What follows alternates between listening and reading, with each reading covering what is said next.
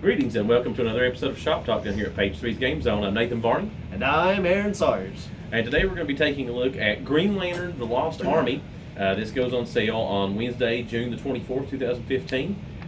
Primary writing, Cullen Bunn, and art, Jesus Says, which looks like it would read Jesus Says, which is awesome.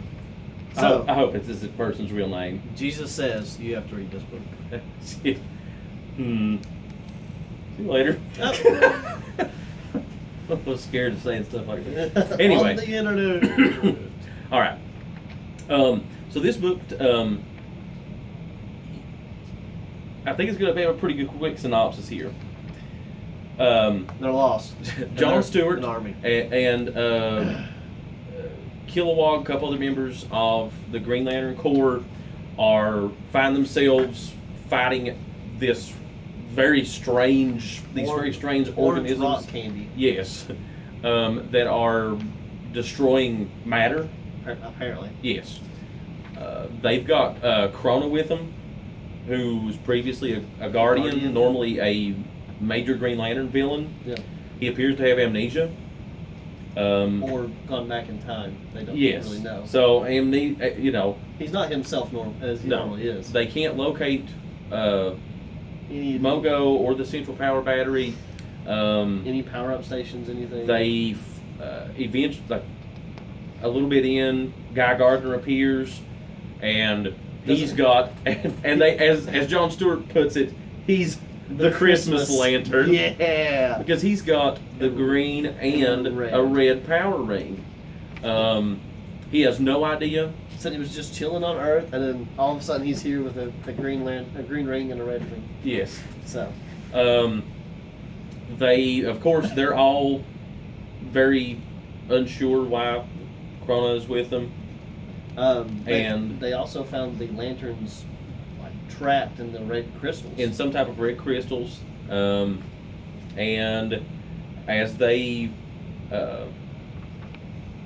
travel just a little bit, trying to figure out where they even need to go, they happen upon this giant red, like, pyramid triangle looking thing that Illuminati confirmed.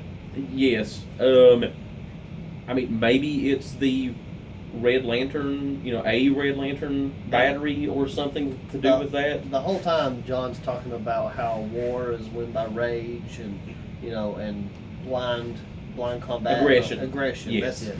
Blind aggression, and he's remembering about all this stuff where he was in the war. Yeah. And where it shows him running around the soldiers, and at the end of it, he's talking about this again, and he says, if that's true, then this has to be a weapon, and it's pointed right at us. So, not a lot going on in this book as far as that goes. That's it. Goodbye.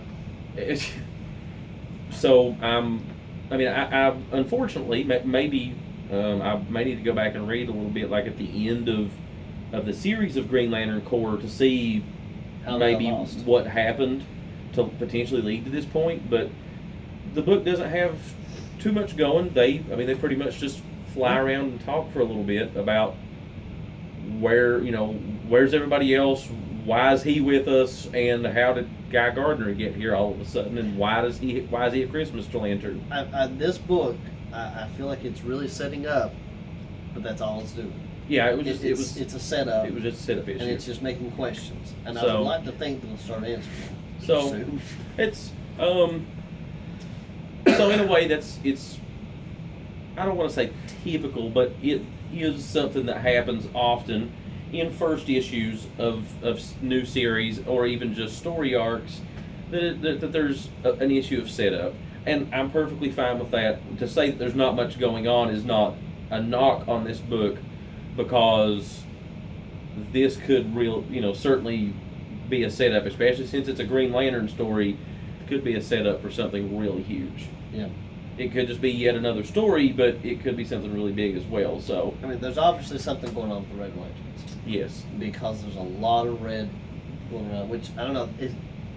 It's an orange rock candy, but I don't think it has an affiliation with the Greed. I don't think it has any affiliation with Orange Lanterns. But there's a lot of red going around, and they mentioned that it has a lot of the aggression and the and emotions. the rage. from Yes. It. Mhm. Yeah. So I guess we'll just have to wait and see on issue 2. I will read issue 2. I definitely Absolutely. would like to see where they're going to go with this. So I'm not. How will Christmas Lantern survive? Do you know the Muffin Man?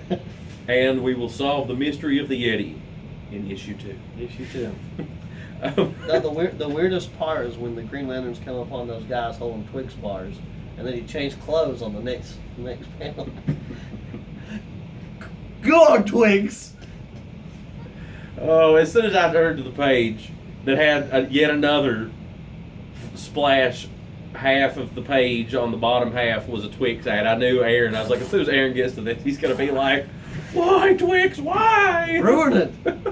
It's like, look at this wonderful comic. Oh, there's what's his name? Holding Twix. Oh. And there he is on the other side, too. Anyway, solid art. Yep. Jesus says this is solid art. Jesus says.